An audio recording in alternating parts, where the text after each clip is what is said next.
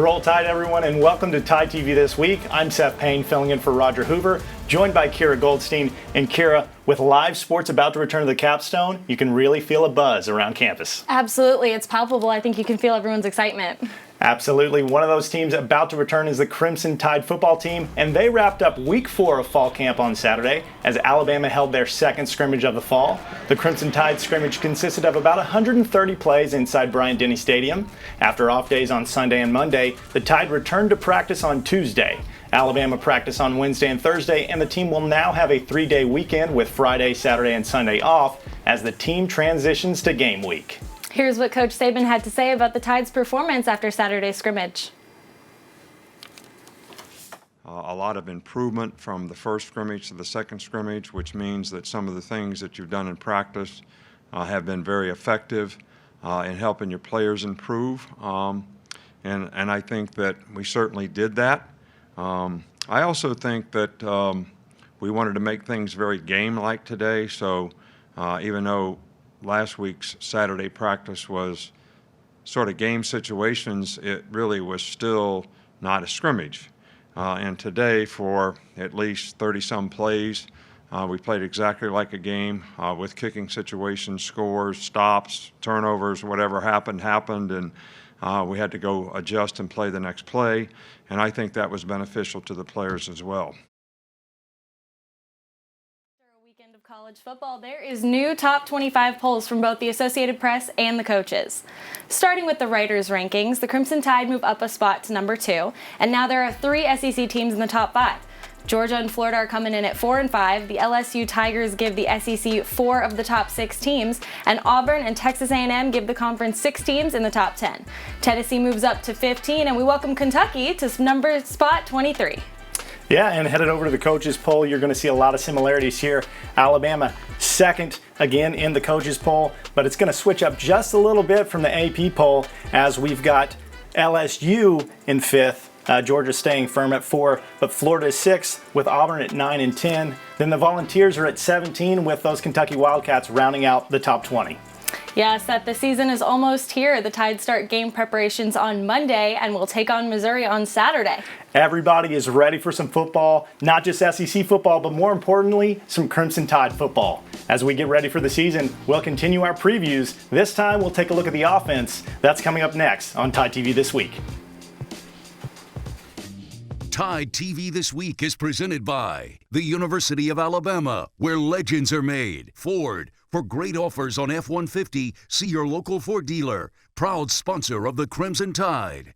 Welcome back to Tide TV This Week. Now, last week we previewed the defense for the Crimson Tide with Super Bowl champion Roman Harper, and this week we're joined by a national champion. Yep, our Christopher England joins us now as he talks to a former Crimson Tide quarterback to preview this year's offense. Christopher? Thank you, Seth and Kira. I'm joined by Greg McElroy to preview the upcoming offense for the Crimson Tide. And Greg, you need no introduction to Crimson Tide fans, but if I were to do one, you're a current ESPN and SEC Network analyst, a former NFL quarterback, a national championship quarterback here at Alabama. You were part of that group that helped put Alabama back where they belong, on top of the college football world. And let's not forget, you're a Rhodes Scholar as well, Greg. Out of all those accomplishments, and I'm sure there's a lot more, what are you most proud of? Yeah, well, Rhodes Scholar finalist. I hate to correct you. Unfortunately, I can't claim Rhodes Scholar. I just got to the finish line. I didn't quite cross the finish line. That'd be one of my bigger regrets. But that's all right. That's a conversation for a different day.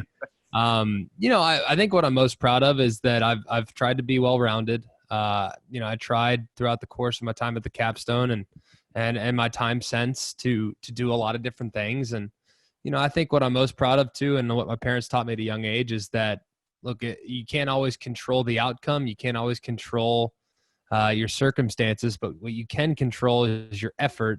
And if there's one thing that I've always tried to pride myself on, is that I've always, and whatever it is that I'm trying to do, whether it's play football or broadcast or be a student, doesn't matter. All I ever wanted to accomplish was just giving my best effort. And if I gave my best effort, then at least I could go back home in victory or defeat, knowing that I gave it my all. So I guess that's probably what I'm most proud of at this point. Well, Greg, you do know a lot about Coach Saban's philosophy on offense, although there have been several different offensive coordinators since you played here. Can you give me just a brief overview of this year's Crimson Tide offense under second-year offensive coordinator Steve Sarkisian? Well, I think obviously we're all excited to see what it looks like. Just given the way they played at the end of the year last year with Mac Jones at the helm, I mean, there's no reason to think that there's going to be much of a drop-off whatsoever. I mean, yeah, you'll miss Jerry Jeudy and Henry Ruggs and others, but all things considered, the offensive line returns mostly intact. I feel good about the personnel up front relative to what you see in other places for sure. Feel excellent about the wide receiver core and the depth and talent and quality at that position. And the running backs, I mean, you can make a case it might be the best running back room in America. So, and we've seen Mac Jones play well. Greg, just like when you played, the Tide has a stable of running backs again this season, as you mentioned earlier. Najee Harris, Brian Robinson Jr., and Trey Sanders. With so many good athletes at that running back position, do you think the Tide will run the ball more this year? Or could Coach Sarkisian look for creative ways to involve them in the offense? I mean, I thought one of the biggest developments last year was Najee's involvement in the passing game. You know, that was something that was not part of his repertoire, at least early in his career. It was never as if he couldn't do it, just it wasn't a big part of who he was. And we saw last year he took some major steps there. I'm curious to see how many more steps can be taken. I'm also interested to see just how they spread the football. I mean, we've never seen, at least since Derrick Henry in 2015, and really that was more circumstantial, but we haven't seen a bell cow running back in a while. It's always kind of been even running back by committee, even dating back to when I was in school with Mark and Trent and Eddie and those guys. At receiver as well, the Tide is stacked. Devontae Smith, Jalen Waddle, he can do it all. John Mechie. There's also several good tight ends as well. Mac Jones has to be smiling when he gets up to the line and he sees those guys to his left and right, isn't he?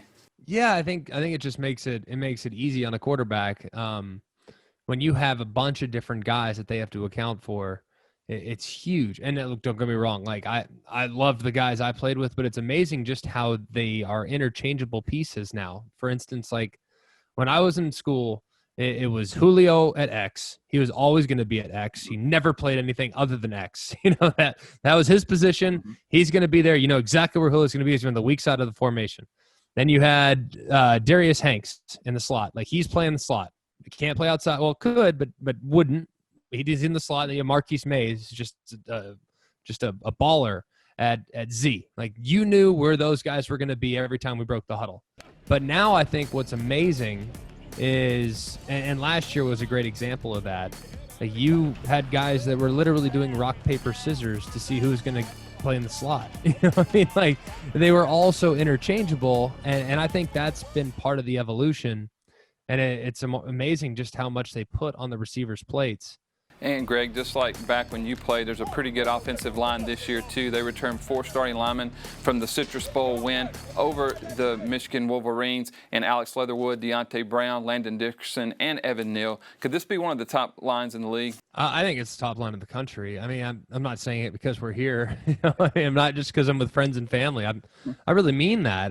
I mean, I think continuity this year, especially knowing COVID, knowing the challenges of having a limited spring, knowing the challenges of having an altered summer. You know, when you're a player, you're a routine-oriented person. Most players are very much in the routine. Well, when you don't have a routine, then it makes it even more important to have guys that you're familiar with. Greg, thank you for joining this week. And we know you're very busy, but we hope to have you on again sometime throughout the season. Roll Tide. Sounds good. Roll Tide. Good to see you guys. Stay with us. We'll have more Tide TV this week coming up next. Tide TV This Week is presented by Ford. For great offers on F-150, see your local Ford dealer. Proud sponsor of the Crimson Tide. The University of Alabama, where legends are made. Welcome back to Tide TV, and the NFL season opened this past week. It was dominated by the Crimson Tide. Alabama leads all colleges with 57 players on NFL opening day rosters. It's great to have the NFL back. Several of those Crimson Tide players had huge impacts on games this past weekend, including a few rookies. One of those rookies was Jerry Jeudy, former Bama wideout, had a great debut with the Broncos, finished second with 4 catches for 56 yards in his debut. Yeah, that was pretty incredible to watch. Tight end O.J. Howard caught the first passing touchdown from Tom Brady as a Buccaneer. O.J. finished the game with 4 catches for 36 yards and that score. And you love to see it. Calvin Ridley, another player. A couple of Falcons receivers had big days, but Calvin Ridley had 9 receptions for 130 yards and 2 scores. And Julio was just being Julio. He led the Falcons with 157 receiving yards on 9 catches. I love that tweet. The list just keeps on going. Kenyon Drake helping the Arizona Cardinals defeat the San Francisco 49ers. Drake scored the game-winning touchdown from 1 yard out in the 4th quarter to give Arizona a huge upset victory. Yeah, and up in Baltimore, Marlon Humphrey dominated that defense. They played against Cleveland, and they won 38-6. Marlon did his part as he picked off Baker Mayfield on their opening drive of the game. Tough day for Baker, but Derrick Henry, last but not least, the reigning rushing champion in the NFL, King Henry, he helped those Titans to a 16-14 win over the Broncos as he was just one of 3 running backs to go over 100 yards. In the opening week, he would finish with 116 yards on the day. The team leader in receiving yards was rookie Henry Ruggs. Ruggs finished the day with 3 receptions for 55 yards. And continuing dominance, Josh Jacobs opened the season in a big way with a career-high 3 rushing touchdowns. Jacobs would lead the Las Vegas Raiders with 93 rushing yards on the ground and second on the team with 4 receptions for 46 yards. Man, what a week, Seth. What a week for Crimson Tide in the NFL. Those are just some of the great performances by former Alabama players. And you know, Seth, a couple of those guys could actually still be here at the Capstone playing for the Tide. Yeah, and that's one reason why Bama players, they choose Alabama. With the most players in the NFL right now, you really can't argue with the results. We showed you Josh Jacobs' big weekend. He's tearing up NFL defenses right now, but why did he come to Alabama? Well, we talked to Josh before the season began, and he told us why he chose to become part of the Crimson Tide family. Let's take a look. I chose Alabama because they didn't treat me only as a football recruit. When I came in, I talked to Saban, the first thing, most of the whole conversation he was talking about was just how to become a better man and how to become a better person, and that when I leave here, when I graduate, that I'll be better off because of that. They didn't try to talk down on any other teams or any other schools or anything like that. They just showed me what they had to offer, and that's what sold me the most. So Miss Amy and the nutrition staff are probably one of the biggest things here at Alabama, honestly. I came in and I put on like 30 pounds, but they not only just give you food and prepare meals for you, they teach you how to actually eat right and to eat a certain way. Now they even teaching these guys how to cook, man, so it's crazy. There goes Jacobs, head of steam, lowers the shoulder and scores. It is personal, it's emphatic, and it's incredibly lopsided.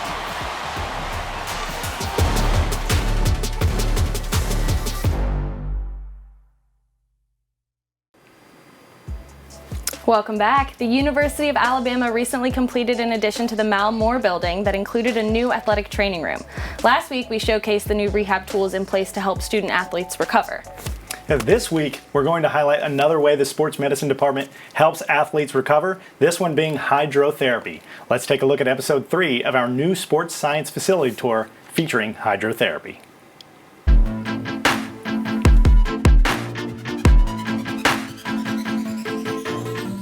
Let's go check out our hydrotherapy area where Jeremy is working with one of our athletes doing some aquatic therapy. Let's go see what's going on. So Jeremy Giselle, our director of rehab, has one of our guys in here working in the HydroWorks tubs. This place is phenomenal. Jeremy was actually instrumental in designing this room and picking out the specific pools that he needed for aquatic therapy and aquatic rehab. We have 2 HydroWorks pools here, and we'll show you both of them. But this one's unbelievable. You can see Ben here. Ben's in the 3-foot section right here, and he's got a hydrotherapy jet that we'll use just to treat soreness in different muscle parts and different areas of their body. Really an unbelievable tool. And then we've got some deeper areas here. We actually have a 7-foot deep area that if we wanted to do some deep water running, we could put them in there. And then also a gait training treadmill right here that we will use for athletes that Jeremy will use to put guys on. So some really cool technology with these pools. super excited about having a chance to use them. So this is our HydroWorks zero entry treadmill, and you see what's going on right now. The treadmill's raising to the surface so that we can walk an athlete onto the treadmill and then lower them to the depth that we want them to train at. So we're so excited about having this technology, because if you have an athlete that has an injured lower extremity, sometimes it's really difficult to get them into a pool.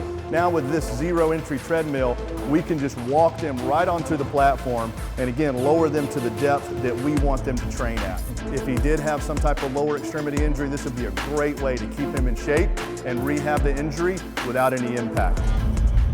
All of our pools in here have underwater cameras, and we can pull up the camera onto this TV screen here. The athlete can actually see how they're running, and then we can watch their gait as well. So for Jeremy, when he's working with an athlete in aquatic therapy, he really gets an idea about how they're doing and can really watch that video to point out things that they need to correct in their gait. It's a phenomenal tool for us. So another cool aspect of our hydrotherapy area are our extremity pools that we can use. If we don't want to actually put someone on a treadmill and we just wanted to treat a lower extremity issue or even an upper extremity, even an elbow or a hand, we can use our extremity pools here. We have a cold one that sits at about 50 degrees, and we have a warm pool that sits at about 101 to 102 degrees. So you can see Ben's in here just demonstrating how we would work someone if we had an ankle injury and we wanted to rehab and do some aquatic work and just some treatment, some extremity type treatment on an injury.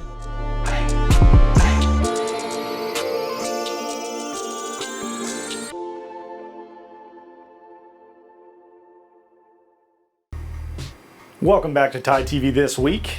As we look forward to the upcoming fall season for the Crimson Tide, let's take a look at our players to watch, brought to you by Payless Drugs. We'll take a look at a couple of volleyball players ready to hit the court. Last season, as a junior, Doris Carter led the team with 260 kills. Carter had a career-high 23 kills against Missouri and led the team for 4 double-doubles on the season. In a 2019 SEC All-Freshman selection, Aaliyah Wells had one of the best rookie seasons in Crimson Tide history. Wells started all 29 matches for the Tide, leading the team in blocks with 109 and was second on the team behind Carter with 223 kills. Those are our Payless Drugs volleyball players to watch, and you can catch the Alabama volleyball team in action as they debut their season against Missouri on October 17th. The Tide will play 2 against the Tigers here in Tuscaloosa, one on Saturday and another one on Sunday. And another team getting ready to start their season is cross country. They released their schedule this week. As you can see, they will start at the Vanderbilt Commodore Classic on September 9th.